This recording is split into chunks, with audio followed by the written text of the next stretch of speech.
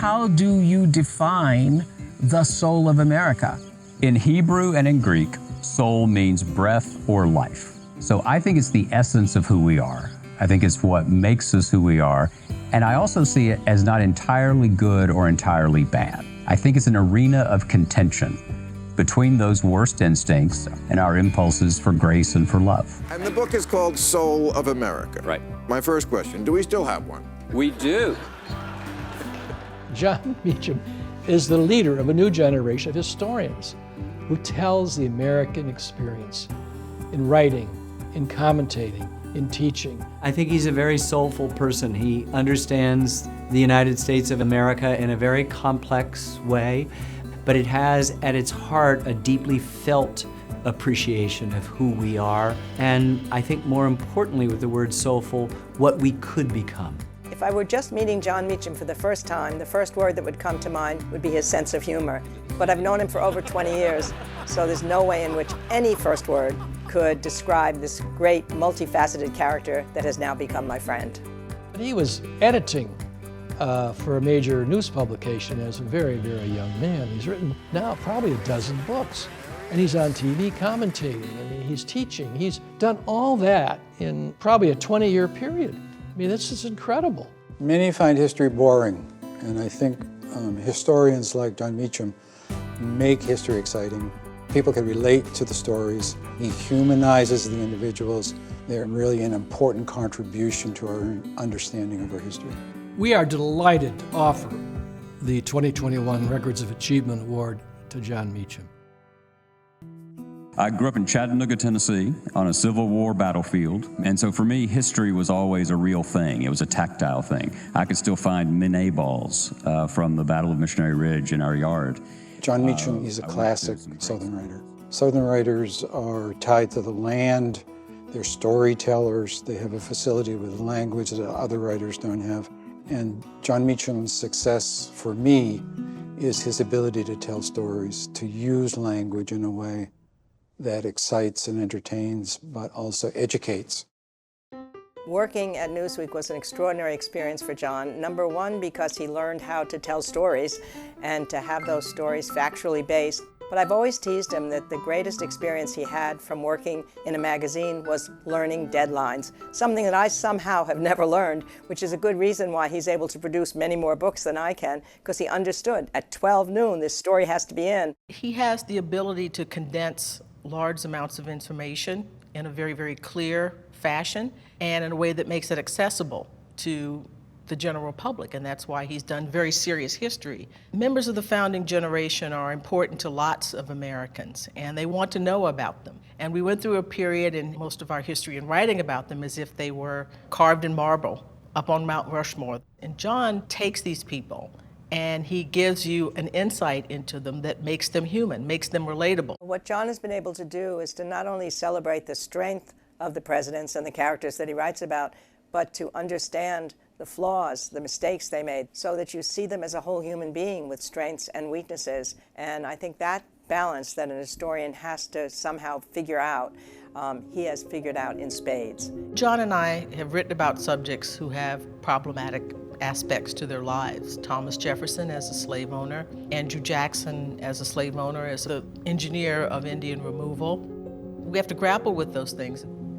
The biography of Jefferson, he took very, very seriously. I think it was sort of fitting to have me as an afterward to think about Jefferson in relationship to the American experiment with respect to Black people, because obviously Jefferson is a figure that we look at because of his attitudes about race, but also because of the Declaration of Independence, words that were used by African Americans and others to make a claim on the American society. Jon's approach was exactly pitch perfect for putting this out to the public at this very, very interesting time in our history.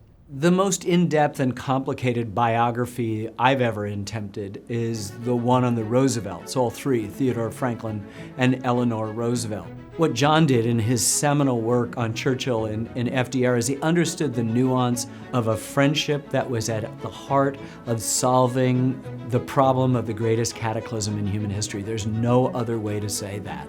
And Jon's book helped make it real for me, and then his interview that he gave us gave structure to the end of our 5th and almost the entirety of our 6th episode.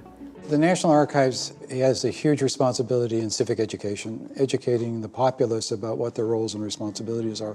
And for me, the most important book that Jon has written is The Soul of America, in which he describes the first duties of an American citizen: to enter the arena, to get involved, to resist tribalism, understand the opposition, respect facts and deploy reason, find a critical balance, and keep history in mind.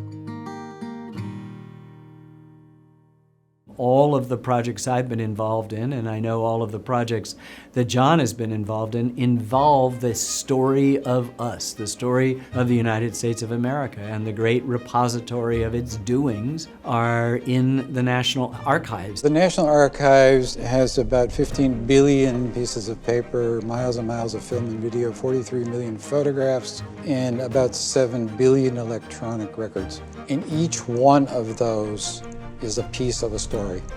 And Jon is a good example of a researcher who knows how to mine those collections to get the details of the story he's trying to tell. There's nothing more treasured, I think, for an historian than to be able to read letters that somebody wrote from the past, to read diaries at night that before they go to bed they're countering what did they do during that day, to actually hold the papers of some of the people you're writing about. And it's that journey of research that I think underlays the foundation of the books that Jon writes and makes him such a good historian. He's been a lot of fun to work with. He makes discoveries, he shares discoveries, and he's a good advertisement for the National Archives. Please welcome back to the program, Jon Meacham. Sir. All right, sir.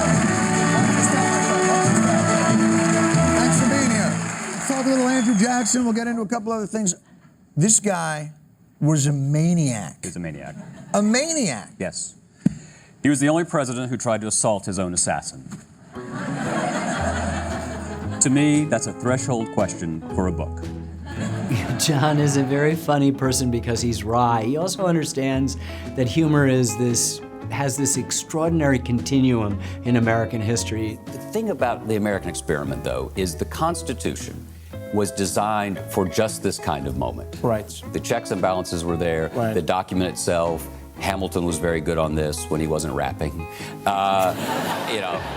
It's refreshing to have witticisms, to have asides, those kinds of things appropriately in historical writing. I think it puts the reader at ease and it connects you to the reader, and this is an important thing. It helps us understand that there is contradiction in everybody. Jackson, again, he would always act at two levels. There was the absolute projection of implacability. Meanwhile, he was trying to cut a deal in the back.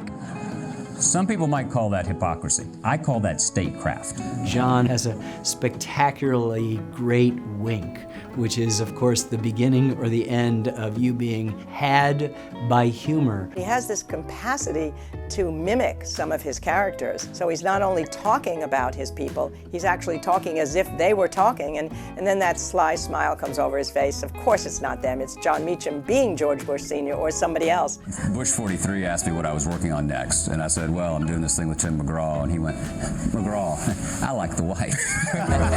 So the story of my married life right there. I think Jon Meacham inspires people, and I think he inspires a young generation to want to teach and write and think and talk about the American experience. Jon clearly enjoys what he's doing. He enjoys the search, he enjoys the research, he enjoys the writing, he enjoys talking about it, and it's hard not to come away with some sense of joy yourself. One of the things that Jon and I have always shared is the idea that there's hope in history, that we've been through turbulent times before, and somehow this country came through that. And it allows you to know if those people living at that time who didn't know how the story would end were able to get through their difficult time, it gives us hope for our own present and future. If the men and women of the past, with all their flaws and limitations and ambitions and appetites, could press on through ignorance and superstition, through racism and sexism, through selfishness and greed, all the panoply of human flaws, to form a more perfect union, then perhaps we can too.